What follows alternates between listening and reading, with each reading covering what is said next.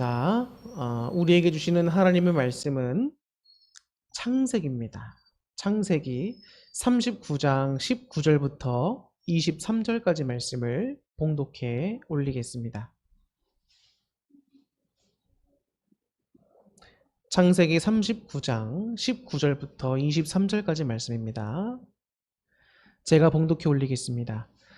그의 주인이 자기 아내가 자기에게 이르기를 당신의 종이 내게 이같이 행하였다 하는 말을 듣고 심히 노한지라. 이에 요셉의 주인이 그를 잡아 옥에 가두니 그 옥은 왕의 죄수를 가두는 곳이었더라. 요셉이 옥에 갇혔으나 여호와께서 요셉과 함께 하시고 그에게 인자를 더하사 간수장에게 은혜를 받게 하시매 간수장이 옥중 죄수를 다 요셉의 손에 맡김으로 그 재반 사물을 요셉이 처리하고 간수장은 그의 손에 맡긴 것을 무엇이든지 살펴보지 아니하였으니 이는 여호와께서 요셉과 함께 하심이라. 여호와께서 그를 범사에 형통하게 하셨더라. 아멘. 할렐루야. 네, 오늘은 요셉을 성숙하게 하시다라고 하는 제목으로 여러분들과 말씀을 나누려고 합니다. 여러분들 한 주간 어떻게 보내셨습니까? 잘 보내셨나요? 한 주간도 많은 일을 감당하시고 또 오시느라고 참 수고 많으셨습니다. 항상 주님 안에서 여러분들을 응원하고 기도하고 있습니다. 주님의 은혜를 힘입고 날마다 감사함 가운데 승리하실 수 있고 삶을 누리실 수 있기를 주님의 이름으로 축원합니다. 요셉을 성숙해 하시다. 요셉이라고 하는 인물이 나오고 성숙이라고 하는 단어가 나오게 됩니다. 요셉을 하나님의 사람으로 볼 수 있다라고 한다면 하나님의 사람인 우리 모두에게 정말로 필요한 것이 무엇일까? 그것은 바로 주님 안에서 성숙해지는 것입니다. 성숙해진다.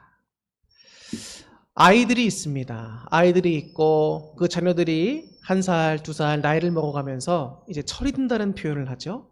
그 철이 든다는 표현이 뭘까요? 이 아이들이 많이 성숙해졌다는 것을 의미하는 겁니다. 전에는 부모님이 이렇게 얘기했을 때 그 속 뜻도 모르고 속썩였다면 철이 들고 성숙해져감에 따라서 이 아이가 우리 어머님과 우리 아버님이 이런 의미로 말씀하셨던 것이구나. 내가 부모님의 그 마음을 알아서 잘 해야겠다. 이런 마음을 갖고 행하게 되죠. 그거와 마찬가지로 우리 신앙인들도 역시 주님 안에서 성숙해져야 하나님의 참 뜻을 바로 깨닫고 바른 신앙인으로서의 모습을 살아갈 수가 있다는 것이지요. 부모의 뜻도 모르고 그 자녀가 부모의 뜻을 오해하고 부모를 원망하며 살아간다고 하는 것은 매우 안타까운 일이지만 신앙에 있어서 하나님을 원망하고 하나님의 뜻도 모르고 자신의 뜻대로 살다가는 여러분 영원한 죽음을 맞이할 수 있기 때문에 이것은 안타까움을 넘어서서 절대 해서는 안 되고 이루어져서는 안 되는 일이라고 할 수 있겠습니다. 그렇기 때문에 우리 믿는 사람들에게 있어서 신앙의 성숙이 그만큼 중요하다는 것을 말씀을 드리면서 오늘 요셉이라고 하는 인물을 하나님께서 어떻게 성숙시켜 가시고 또 어떻게 주님의 일을 이루시는 데 쓰시는가 우리가 모습을 바라보면서 우리의 모습을 점검해 보는 시간을 좀 가지려고 합니다. 야곱에게는 이제 2 아내가 있었습니다. 여종들을 아내로 삼은 것을 제외하고 정식 아내가 2명이 있었는데 첫 번째 아내의 이름은 레아입니다. 레아는 눈이 어둡고 외모가 예쁘지는 않습니다. 그런데 외삼촌인 라반이 속여서 원래 그 둘째인 사랑하는 라헬을 아내로 줘야 했지만 레아를 첫째 언니를 먼저 아내로 주게 됩니다. 그리고 7년 동안 더 일을 하고 나서야 자기가 정말로 사랑했던 이제 라헬이라고 하는 아내를 맞이하게 되지요. 그런데 안타깝게도 레아는 야곱에게 많은 사랑을 받지를 못했어요. 왜냐하면 이 야곱이 정말로 사랑했던 아내는 라헬이었습니다. 그렇기 때문에 이 레아는 어떻게 해서든지 야곱에게 아들들을 많이 낳고 자식을 많이 낳아줘서 사랑을 많이 받아야겠다라는 생각을 했습니다. 그래서인지 모르겠지만 하나님께서 레아에게 은혜를 더하셔서 자녀를 잘 낳는 복들을 허락해 주셨어요. 그런데 반면에 라헬은 야곱의 사랑은 많이 받았지만 아이를 잉태하지 못하는 겁니다. 너무 안타깝죠. 그러다가 하나님의 은혜로 라헬도 그리고 후에 요셉이라고 하는 아들과 또 마지막으로 베냐민이라고 하는 귀한 아들을 낳고 그 후에 생을 마감하게 되지만, 여러분 생각해 보세요. 자기에게 부인이 있는데 한 부인을 더 사랑한단 말이에요. 그런데 별로 그다지 많이 사랑하지 않는 부인에게는 자녀가 많이 낳았지만, 자기가 사랑하는 아내는 자녀를 잘 낳지 못하다가 후에 2명의 아들을 낳았어요. 그 중에 첫째 아들이 바로 누구다? 요셉이었다는 거예요. 그래서 이 야곱의 마음에는 항상 어떤 아들이 제일 우선이었는가? 장자도 제쳐놓고 차남도 제쳐놓고 바로 누구였습니까? 라헬의 몸에서 나온 첫째 아들인 요셉을 가장 사랑했습니다. 그래서 많은 형제들이 있었고 자매들도 있었지만 야곱이 요셉에게만 채색 옷을 입혀주고 가장 좋은 옷을 입혀주고 가장 사랑을 베풀어줬던 그런 모습을 우리가 성경에서 볼 수 있게 되지요. 그러면 어떻게 됩니까, 여러분? 형제들 간에 뭐가 생길까요? 질투가 생기죠. 질투가. 아무리 여러분 같은 부모를 둔 형제 자매들이라고 하더라도 부모가 한 자녀만 집중적으로 사랑한다면 여러분 질투하기 마련입니다. 그런데 대부분은 그냥 질투만 하고 끝나기 마련이죠. 그런데 이 요셉이 어떤 스타일이었냐면, 성경 37장을 보니까, 창세기 37장 보니까 이 37장부터 요셉에 대한 이야기가 시작되는데 요셉이 되게 밉상이었어요. 밉상. 되게 얄미운 스타일 있잖아요. 같이 형제들끼리 놀고 있으면 형제들이 부모들 몰래 엉뚱한 짓도 하고 그러잖아요. 그러면 그거를 요셉이 아버지에게 가서 일러 바치는 거예요. 그러니까 형들이 또 아버지에게 혼나잖아요. 그러니까 형들의 마음이 어떻겠습니까? 요셉을 어떻게 생각할까요? 가뜩이나 얄미운 짓 하는데 더 밉상인 짓을 막 하는 겁니다. 근데 그런 게 한두 번이었겠냐고. 그리고 또 보니까 어떤 이야기가 나오냐면 꿈에 관련된 이야기가 나옵니다. 꿈. 요셉이 꿈을 꿉니다. 하나님께서 꾸게 주신 꿈이죠. 그런데 그 꿈 내용이 예사롭지가 않은 겁니다. 자기의 단은 일어나고 형제들의 단은 자기에게 엎드려 절하는 꿈을 꾼 겁니다. 그러면 여러분 생각해 보세요. 자기가 제일 큰 형도 아니고 동생인데 형들이 자기에게 절하는 꿈을 꿨다. 이것을 형들에게 말하면 형들의 기분이 좋을까요? 나쁠까요? 가뜩이나 얄미웠고 미운 털이 박힌 요셉인데 형들에게 그런 얘기를 하는 겁니다. 그 형들이 더 싫은 거죠. 또 꿈을 꿨어요. 요셉이. 또 요셉이 꿈을 꿨다가 그 얘기를 또 합니다. 형들뿐만 아니라 아버지에게도 하는 거예요. 그 내용은 이렇습니다. 해와 달과 11별이 있는데 자기에게 절하더라. 이런 꿈을 꾸는 겁니다. 그러니까 이제는 형들을 넘어서서 아버지인 야곱도 요셉에게 혼내는 거예요. 야, 그러면 아버지인 나와 어머니와 네 형들이 다 너에게 절하겠냐? 네가 왕이 되겠냐? 이러는 거예요. 그러면서 아버지도 요셉을 혼냈지만 그래도 사랑하는 아들이었기 때문에 그가 꾼 꿈을 마음속에 두었다라고 말하고 있습니다. 그런데 형들과 형제들의 마음속에서의 요셉이라고 하는 존재는 아주 싫은 존재, 아주 꼴보기 싫은 존재. 오죽하면 여러분, 아버지가 이제 요셉을 제외한 형들을 양을 치러 세겜에 보냈단 말이에요.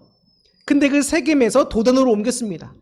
그러니까 아버지가 형들이 잘 있는지 보고 오라고 요셉을 보내는 거예요. 근데 저 멀리서 오는 요셉을 형들이 보고서는 어떤 생각이 드는가? 야, 요셉 죽이자. 자기 형제를 죽이자는 겁니다. 생각해 보세요. 아무리 얄밉고 아무리 미운 털 박힌 애라 그래도 같은 형제이기 때문에 여러분 웬만해서는 여러분 죽이자는 생각 안 나와요. 그죠? 근데 형제들끼리 뭐라고 말했다고요? 죽이자는 거예요. 죽이자. 그러면 여러분 평소에 이 요셉이 하는 행실과 모습들이 어떤 모습이었습니까? 아주 얄밉고 밉상이고 왕따고 형제들에게 질투는 최고조로 이뤄내는 그런 모습의 존재였다는 거예요. 아버지 사랑은 독차지하고. 그러니까 형들이 요셉을 편하게 대하지 못했다라고 성경에 나와 있습니다. 오죽했으니까 뭐 한두 번도 아니고 오죽하니까 형제들이 저 멀리서 오는 요셉을 보고 죽이자는 얘기가 나왔겠냐고. 그때 형인 르우벤이 형제들에게 말합니다. 그래도 요셉 죽이지 말자. 우리 손에 피를 묻히지 말자. 그렇게 얘기합니다. 그러다가 결국 형제들이 이제 물이 없는 구덩이 속에 요셉을 색동옷을 다 벗긴 다음에 쳐넣죠. 구덩이에 빠져있는 요셉이 아무리 살려달라고 외치지만 형들은 밥을 먹으면서 여유롭게 요셉이 괴로워하는 모습을 지켜보는 겁니다. 그러다가 르우벤이 잠시 자리를 떴어요. 뭐 양을 보러 갔는지 뭐를 보러 갔는지 잠깐 자리를 떴습니다. 근데 그때 유다라고 하는 형제가 야, 우리가 요셉을 죽이고 우리 손에 피를 묻혀봤자 무슨 유익이 있느냐. 그때 마침 미디안 상인, 애굽으로 가는 미디안 상인이 오는 것을 봅니다. 야, 저게 팔아버리자. 요셉을 팔아버리자. 자기 형제를 팔아버리자는 거예요. 세상에. 요셉이 17살이란 말입니다. 고등학생이잖아요. 그 어느 정도 힘도 있었겠지만 형들은 이미 성인이고 나이 많은 형들도 있으니까 힘으로 감당을 못하는 겁니다. 한두 명도 아니고. 그래서 결국 요셉이 발버둥을 치고 애원도 했겠지만 결국은 노예로 팔려서 애굽으로 가게 되는 겁니다. 지금까지 모습은 여러분 어떤 모습을 보여주고 있는 거예요? 요셉이 어떠한 성향과 스타일의 청년이었고 그 다음에 이 요셉이 어떻게 해서 종이 돼서 애굽에 팔려간 그 상황을 성경이 지금 설명해 주고 있는 겁니다. 근데 생각해 보세요. 지금 이 17살 된 이 요셉의 모습을 여러분들이 봤을 때 철이 들었습니까? 아니면 철이 안 들었습니까? 요셉의 모습에서 여러분 철든 모습은 볼 수가 없는 거예요. 아버지의 사랑만 받고 귀하게 자란 이 요셉이 무슨 그렇게 철이 많이 들었겠습니까? 형들한테 잘난 척하고 아버지에게 형들의 잘못을 고자질하고 미운 털은 다 박히고 그랬던 요셉이었단 말이에요. 그 요셉이 애굽에 한순간 신분이 종으로 바뀌어져서 팔려가게 되었다. 여러분 생각해 보세요. 많은 사랑을 받고 있다가 한순간에 종이 됐어. 여러분들은 과거에 이제 부모님 세대들은 과거에 이제 동네에 뭐 양반집이 있고 혹은 종들을 이제 머슴으로 부리고 있는 그런 집들을 혹시 보시는지 모르겠지만 그거보다 더 이전 세대에서 종이라고 하는 사람은 여러분 사람이 아니었습니다. 인격이 없었고 그냥 주인의 물건 중에 하나였어요. 물건 중에 하나. 사고 팔 수 있고 주인의 마음대로 종의 생사 여탈을 결정할 수가 있었다고. 종은 여러분 자기 의사와 생각을 밝힐 수도 없는 겁니다. 주인이 하라 그러면 하고 하지 말라면 하지 말아야 돼요. 가장 사랑받던 귀한 아들 요셉이 순식간에 종으로 바뀌어지는 안타까운 인생을 겪게 됩니다. 그런데 또 하나 우리가 눈여겨봐야 할 것은 창세기 37장부터 요셉의 이야기가 시작된다고 말씀드렸는데 그 요셉의 이야기 시작 부분부터 한 번도 나오지 않는 말씀이 있어요. 그게 뭡니까? 요셉이 하나님을 찬양했다거나 하나님께 제사를 드렸다거나 하나님께 기도했다거나 이런 내용이 한 번도 안 나와요.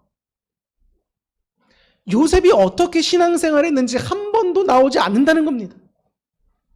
그런데 요셉이 애굽으로 가게 되고 애굽에서 이제 보디발 장군입니다. 보디발 장군의 종으로 또 이제 팔려가게 되죠. 그런데 이 보디발 장군이 보니까 이 요셉이라고 하는 애가 총명하고 지혜로운 거예요. 하는 이렇게 모습을 보니까 모든 종들 가운데 뛰어나고 얘가 정말 종이 아니라 같이 일하는 사람이었으면 참 뛰어날 것 같은 아까운 인재인 거예요. 그 능력을 알아본 거죠.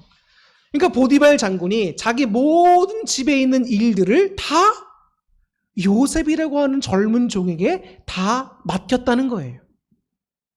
이미 보디발 장군의 집에는 여러분 나이 많은 종부터 시작해서 젊은 종까지 이미 그 집에서 많은 오랜 세월을 종생을 한 사람들이 많이 있단 말이죠.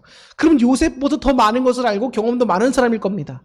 그런데 요셉을 그 모두를 총괄하고 자신의 집의 모든 대소사를 총괄할 수 있는 사람으로 세웠다? 성경에 보니까 나랍니다.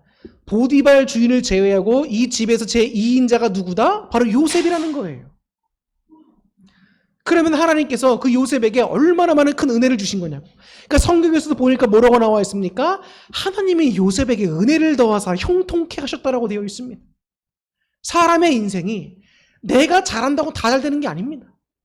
내가 계획한 대로 다 잘 되는 게 아니라고요. 그 성경에서 말씀하잖아요. 우리에게 교훈합니다. 너희가 그 길을 계획한다 할지라도 그것을 이루시는 분은 누구다? 하나님이라는 겁니다. 하나님. 요셉이 어떻게 신앙생활을 했는지는 성경에 나와 있지 않아요. 그런데 하나님께서 요셉을 형통케 하시는 모습들을 요셉이 자꾸 어떻게 됐다? 경험하게 되는 겁니다. 경험하게 됐다. 요셉은 야곱을 통해서 이미 하나님이라는 분을 알고 있었을 겁니다. 그리고 하나님이라고 하는 분을 자기가 종으로 팔려가고 종으로 지내면서 어려움을 겪는 그 순간순간에 하나님을 찾았을 수 있죠. 그런데 성경에서 보니까 뭐라고 나와 있다고요? 요셉이 잘되고 형통한 이유는 뭐다? 하나님이 형통케 하셨고 은혜를 주셨기 때문이다. 요셉이 그런 하나님의 은혜를 겪고 살아가는 겁니다. 하나님의 살아계심을 경험하는 거예요. 그의 신앙이 놀랍게 성장하게 됩니다. 형통하고 신앙이 성숙되어져 가는 과정 가운데 한 가지 안타까운 시련이 찾아오게 됩니다. 이 보디발의 아내가 있어요. 여러분, 장군의 아내가 될 정도면 그 미모가 얼마나 출중하겠습니까? 근데 그 보디발의 아내가 음란한 여인이었습니다. 요셉이 얼마나 똑똑하고 지혜로운가, 그것뿐만 아니라 용모도 잘생긴 겁니다. 그러니까 이 보디발 아내의 마음이 요셉에게로 자꾸 향하는 거예요. 그러니까 자기 남편이 없는 틈을 타서 집에서 자꾸 요셉을 유혹하는 겁니다. 나와 같이 자자. 나와 같이 동침하자. 근데 요셉이 고백하는 말이 참 의미가 있습니다. 자, 요셉이 창세기 40장 8절에 이렇게 말합니다. 이 창세기 8장 8절이 아니고 다시 제가 말씀을 드릴게요. 찾아서 말씀을 드리겠습니다. 자, 9절입니다. 39장 9절. 자, 이 집에는 나보다 큰 이가 없으며 주인이 아무것도 내게 금하지 아니하였어도 금한 것은 당신뿐이니 당신은 그의 아내임이라. 그런즉 내가 어찌 이 큰 악을 행하여 하나님께 죄를 지으리이까.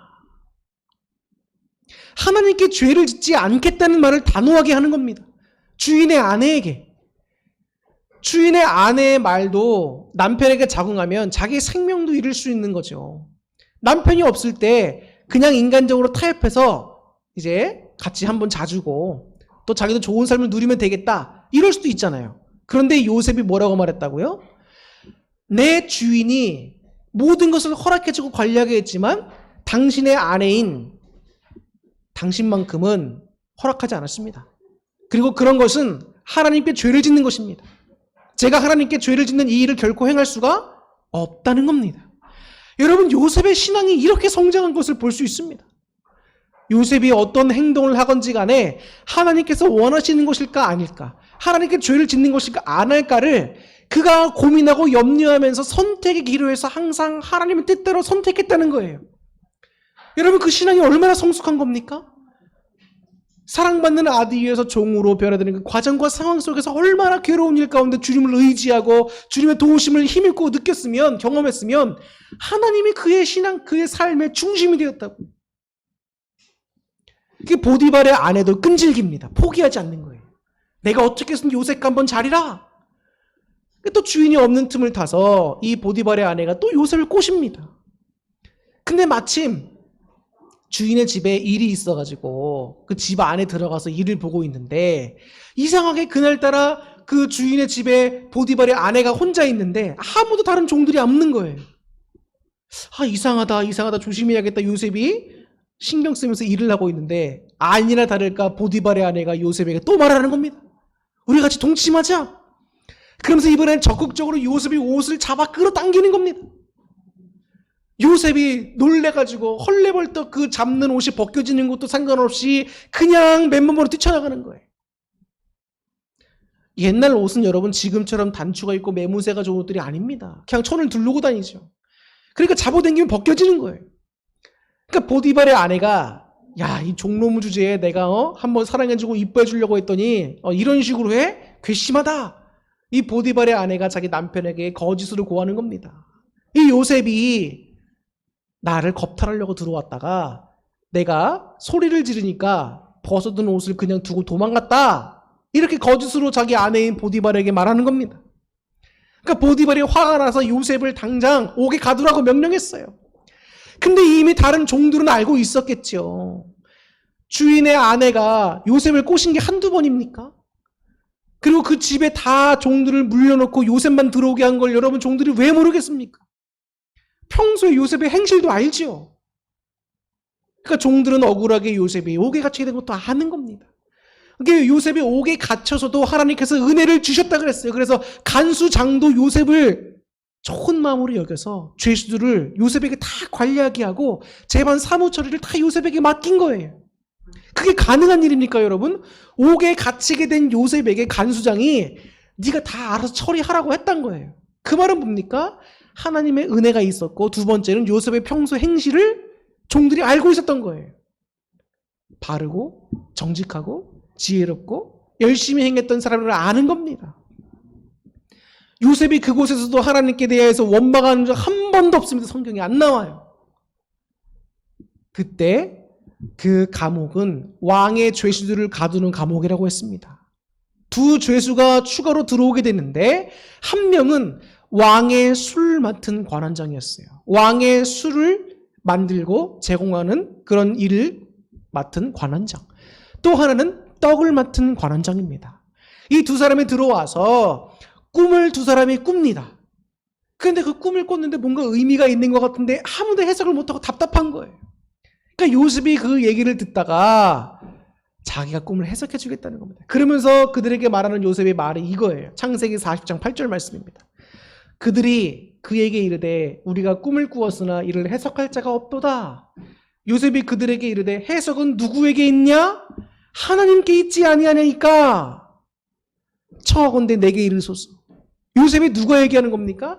자기가 생각하는 대로 자기 뜻대로 꿈을 해석해 주겠다는 게 아니라 꿈을 해석하는 것은 누구에게 달려있다는 거예요? 하나님께. 왜? 꿈을 꾸게 하시는 이도 하나님이시고 해석하는 이도 하나님이시고 꿈을 통하여 하나님 뜻을 보여주시고 다 하나님, 모든 주관자 되시고 주인 되시는 하나님께 다 있다는 겁니다. 여러분 요셉이 그냥 이 말을 했겠습니까? 그의 이런 신앙적인 고백을 할 때에는 말을 할 때에는 여러분 신앙이 얼마나 성숙됐는가를 알 수 있는 거예요. 여러분 애굽이 하나님을 섬기는 나라입니까? 아닙니다, 여러분. 다신사상을 여러분 숭배하고 있고 다양한 이방신들이 있어요. 여호와라고 하는 신은 여러분 요셉만 섬긴다고. 그런데 거기에 또 있는 애굽 사람들 앞에서 꿈 해석은 하나님께 있습니다라고 말하는 게 여러분 쉬운 고백일까요? 아닙니다.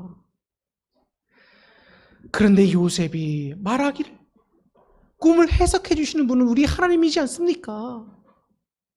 내게 말하소서 해석해 드리겠다는 겁니다. 그러면서 요셉이 하나님의 뜻대로 그 꿈을 바르게 해석합니다. 술 맡은 관원장은 그 꿈대로 이제 3일 후에 복직이 돼서 왕에게 가게 되고 떡 맡은 관원장은 3일 후에 죽게 됩니다.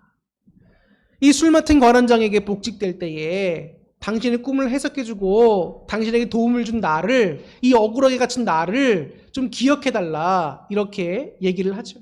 근데 술 맡은 관원장이 까먹었어요. 요셉을 잊어버리게 됩니다.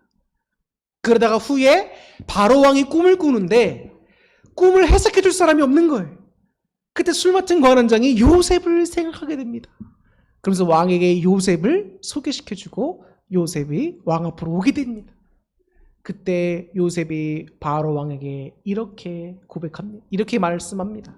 창세기 41장 16절입니다. 요셉이 바로에게 대답하여 이르되 내가 아니라 하나님께서 바로에게 편안한 대답을 하시리이다. 내가 하는 게 아니라는 거예요. 이 모든 것들은 다 하나님께서 하시는 거고 하나님께서 영광 받으셔야 되고 하나님 모든 것 주인이시라는 겁니다. 다시 한번 말씀드리지만 바로 왕은 하나님을 섬기지 않습니다. 바로 왕 앞에서 자기가 섬기는 신도 아닌 다른 이방신, 모르는 이방신의 이름을 들먹이면서 하나님의 해석해 줄 것이다. 여러분 이거는 되게 위험할 수 있는 발언입니다. 지금 여러분 아프가니스탄에 탈레반이 장악해서 지금 그 기독교인들, 선교사들을 죽이려고 하잖아요. 종교가 다르고 믿는 신이 섬기다는 이유만으로 죽이려고 한다고요. 죽인다고요. 근데 바로 앞에 가서, 최고 왕 앞에 가서 하는 말이 뭡니까? 하나님께서 바로에게 꿈을 해석해 주셔서 편안한 해답을 주실 겁니다. 그의 신앙이 얼마나 성숙했는지를 우리가 자꾸 살펴볼 수 있게 해주는 대목입니다, 여러분. 그냥 이 성경 말씀을 읽지 마시고 어떻게 요셉이 이렇게까지 신앙이 성숙할 수 있었는가를 생각해 봐야 돼요. 그의 인생을 살아오면서 많은 우여곡절 속에서 하나님이 요셉을 어떻게 도우시고 어떻게 형통케 하시고 어떻게 은혜를 입게 하셨는지를 늘 경험해 왔다는 거예요. 이게 여러분 정말 중요한 일입니다. 아이고 하나님 제 인생에 왜 이렇게 어려움을 주십니까? 라고 하지 말고 그런 어려움 가운데서도 주님의 은혜를 입고 이기고 겪고 승리하다 보니까 어떻게 되는 거예요? 아, 하나님이 정말 내 편이시구나. 정말 하나님이 내 도움이시구나. 정말 하나님이야말로 참된 능력의 주님이시고 살아계신 분이고 내가 참으로 의지될 뿐이구나. 그러면서 교만함도 꺾어지게 되고 참을성 없던 마음은 참을성이 생기게 되고 남을 이해할 수 없던 그 좁은 마음이 점점 넓어지게 되고 관대함을 얻게 되고 온유함을 얻게 되고 사람이 인격뿐만 아니라 신앙도 성숙하게 되는 거예요. 아, 하나님이야말로 정말 내가 의지해야 될 뿐이구나. 그러니까 요셉의 입에서 말끝마다 하나님이 나오잖아. 하나님이 얼마나 아름답습니까? 아, 이건 하나님이 기뻐하시지 않는 거야. 이건 하나님께 죄를 짓는 거야. 안 하겠습니다. 꿈을 해석해 주는 분의 주인이 누굽니까? 하나님이십니다. 바로에게 하나님께서 편안한 답을 주실 겁니다. 모든 중심이 하나님이 됐다고. 할렐루야. 우리의 삶의 중심도 이런 하나님이 돼야 돼요. 그러려면 어떻게 하는 겁니까? 여러분들의 삶의 우여곡절 속에서 하나님을 의지하면서 하나님의 도우심을 힘입을 때 여러분들의 신앙이 성숙하게 된다. 제가 여러분들에게 종종 말씀드리지만 제가 목회를 하면서 정말 이렇게 되는 목회를 경험했으면 좋겠다 꿈꿨던 것 있다고 말씀해 드렸잖아요. 그게 뭡니까? 하나님의 도우심과 하나님의 역사를 날마다 경험하고 처음으로 목회가 되었으면 좋겠다. 왜 그럴까? 왜 그럴까? 여러분들이 오늘도 매 순간순간마다 느끼는 의문점이 그거잖아요. 하나님이 정말 살아계시는가? 나를 정말 돕고 계시는가? 아니 기도하면 된다고 하는데 하나님 안 계신 것 같은데? 늘 여러분 매 순간순간만 드는 여러분 궁금증과 의문이 그거 아닙니까? 근데 그런 의문과 궁금증을 다 해결할 뿐만 아니라 우리의 신앙을 성숙케 하고 결론이 하나님에게 될 수 있는 그 여러분 방법 중에 하나가 뭡니까? 날마다 하나님이 살아계셔서 나를 돕고 계시는 것을 경험하는 삶을 사는 거예요, 여러분. 기도하든지 말씀 보든지 찬송 보면서 성령을 강하게 체험하는 경험 중요하죠. 그런데 그 경험은 뿐만 아니라 정말 신앙에서 함께 병행되어야 하는 중요한 것이 뭡니까? 하나님의 살아계신 그 도우심을 우리가 살면서 계속 지속적으로 체험하는 겁니다. 이게 중요하다고 이게. 그러려면 어떻게 되는 거예요, 여러분들? 말씀을 의지하고 말씀대로 살아가야 되고 읽어야 하고 기도해야 하고 찬양해야 하고 예배드리면서 주님 주신 은혜를 날마다 경험해야 하고 이 모든 것들 다 여러분 은혜의 통로라고요. 은혜의 통로. 여러분들 은혜 받을 수 있는 통로, 수단들. 근데 우리가 기도하지 않고 예배드리지 않고 찬양하지 않고 말씀을 읽지 않고 하나님 뜻대로 행하지도 않는다? 그럼 하나님의 경험과 하나님의 은혜를 체험할 수 있는 모든 통로를 스스로가 다 막아버리는 거예요. 그러면서 하나님 살아계십니까? 라고 외치면 하나님이 얼마나 답답하시겠냐고 여러분. 아니 기도를 해야 도와주지. 하나님 말씀을 주야로 묵상하고 존중하며 그 말씀대로 행하려고 해야 하나님이 도와주시지. 찬송함 가운데 하나님의 은혜를 부어주셔야 우리가 느낄 수 있죠. 하나님께서 사랑을 행하라고 하시는데 그 사랑을 좀 행하면서 인내가 길러지지, 온유해지지, 사람이 관대해지지. 하나님 제게 사랑을 주세요. 기도합니다. 그러면 하나님이 어느 한순간 우리에게 뿅 사랑을 주셔 내가 완전한 사랑의 사람으로 바뀝니까? 아닙니다. 하나님은 우리에게 사랑의 씨앗을 심어주세요. 씨앗이 뭡니까 여러분? 농부가 여러분 씨앗을 심잖아요. 그럼 씨앗이 싹이 트고 열매를 맺기까지 여러분 수고하고 애쓰고 인내가 필요하다고. 하나님이 여러분들 마음속에 씨앗을 심어줍니다. 사랑의 씨앗을 심어줘. 그럼 그 씨앗이 정말 여러분 성장하고 열매를 맺기까지는 기도하고 살면서 인내하며 살아가고 하나님 말씀대로 행하는 모습과 수고가 필요하다는 겁니다. 하나님은 거저 주시는 게 아니에요. 우리의 기도대로 사랑의 씨앗을 심어주시고 우리가 행해야 될 부분이 분명히 있습니다. 하나님 겸손해지기를 원합니다. 그러면 겸손해진 상황을 하나님 자꾸 만들어주세요. 그럼 감사해야지. 우리는 원망하고 불평하잖아요. 하나님 살아계신 거 맞습니까? 왜 힘든 상황만 주십니까? 우리는 성숙의 단계로 가야 하는데 아직도 어린아이와 같은 단계에 머물러 있는 게 너무나 안타깝습니다. 우리의 신앙을 정말 점검해 봐야 될 때예요, 여러분. 여러분의 자녀가 성장하지 않고 계속 3살 수준에 머문다고 생각해 보세요. 얼마나 안타깝습니까? 우리는 때로는 기도합니다. 하나님의 기쁨 되길 원합니다. 하나님께 찬양드립니다. 하나님의 기쁨 되길 원합니다. 그런데 우리의 신앙의 성숙도를 보세요. 정말 하나님이 우리의 모습을 볼 때 기뻐하시겠는가? 근심하시겠는가? 하나님도 여러분 우리처럼 껄껄대면서 정말 박장대소서 웃으실 때가 있다. 우리가 성숙되는 모습, 우리가 하나님께 기뻐하는 모습을 보여드릴 때 하나님이 그렇게 천국에서 기뻐하신다는 겁니다, 여러분. 그런데 하나님의 기쁨 되길 원한다고 하면서 우리는 조그만 상황에도 실망하고 하나님을 원망하고 하나님이 안 계신 것 같다, 기도하고 포기하고 말씀 보기를 포기하고 예배 드리기를 포기하고 나 편한 대로 살려고 하고 내 방법대로 찾아 세상으로 나가려고 하고 사람을 의지하려고 하고 사람 찾아가 도움만 강구하려고 하고 안 되죠. 하나님의 뜻도 모르고 그냥 내 뜻대로만 기도하는 게 너무나 많아요. 이렇게 안 해주시면 하나님 안 계신 겁니다. 제가 이만큼 하나님께 뭘 드렸는데 하나님 이거 응답 안 해주시면 하나님 안 계신 겁니다. 나 안 살아가는 겁니다. 우리는 이런 수준에 머물러 있는 거 아닙니까? 그러면서 스스로 시험에 빠지고 오해한 나머지 신앙을 포기하는 경우가 있지 않습니까?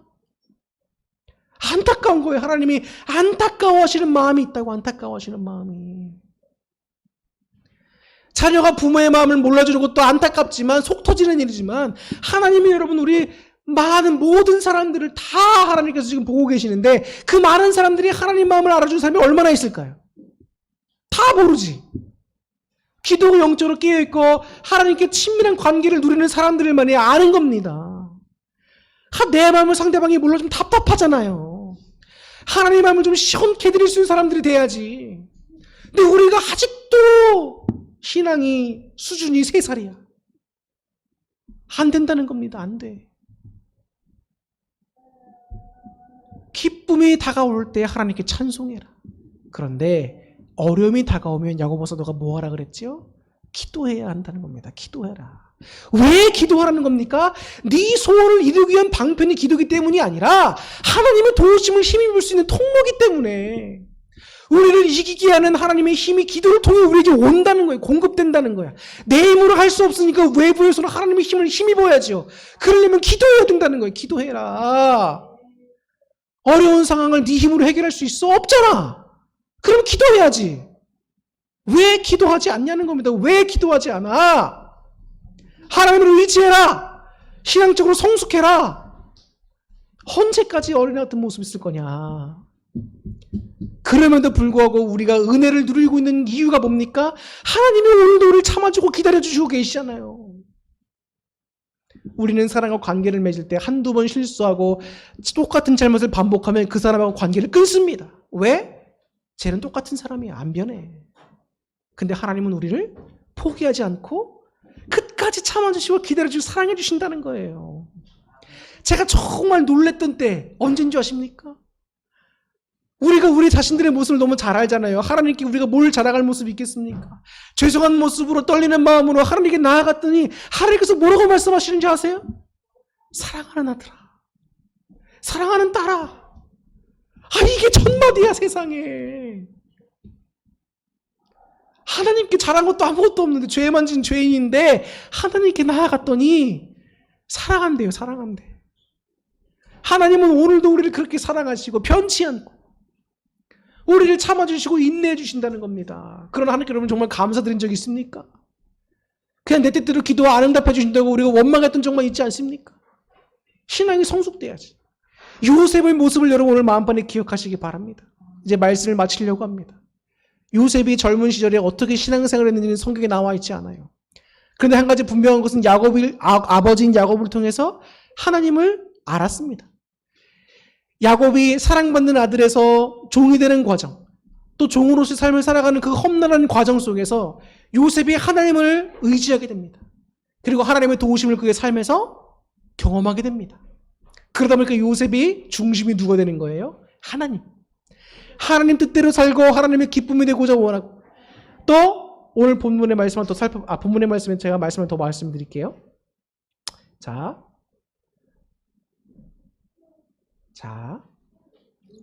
창세기 45장 5절 말씀입니다. 당신들이 형들을 말하는 겁니다. 나중에 요셉이 총리가 되고 형들을 만나서 자기의 신분을 고백할 때 했던 말이에요.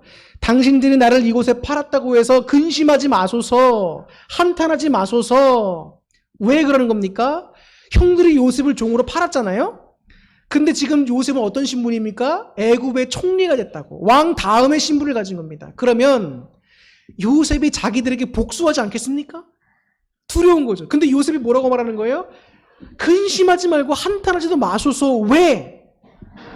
당신이 나를 여기 판 것도, 당신들이 나를 여기 팔게 된 것도, 하나님이 나를 여기 총리에 세우신 것도 당신들에게 복수하기 위해 세워주신 것이 아니라 그 모든 것이 다 하나님이 여러분들의 생명을 구원케 하시려고 나를 당신보다 먼저 보내신 겁니다.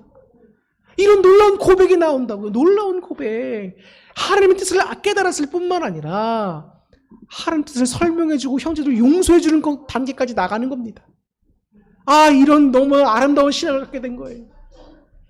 사랑하는 성도 여러분, 여러분들에게도 이 요셉과 같이 하나님을 잘 섬기고 하나님의 은혜를 입어 형통하시고 하나님의 도우심을 날마다 경험하셔서 삶의 중심이 하나님이 되시고 하나님의 뜻을 깨달아 많은 사람들을 용서하고 사랑하고 하나님의 참다운 성도의 모습으로서 이 땅에서 빛을 발하는 삶을 살 수 있기를 주님의 이름으로 축원합니다.